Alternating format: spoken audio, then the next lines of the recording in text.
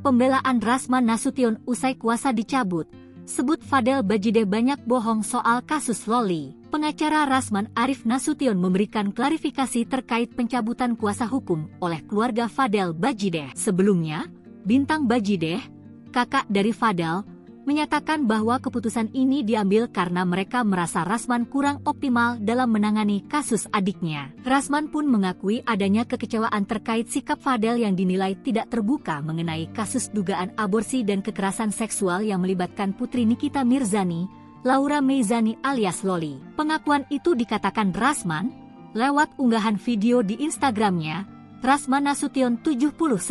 Rasman menjelaskan bahwa setelah adanya pembicaraan secara kekeluargaan antara dirinya dan keluarga Fadel Bajideh, mereka sepakat untuk tidak membahas masalah ini ke publik lebih lanjut. Rasman juga mengungkapkan bahwa pencabutan kuasa ini sebenarnya sudah menjadi niatnya sejak lama, karena ia merasa bahwa keluarga Fadel telah berbohong kepadanya terkait beberapa hal dalam kasus tersebut.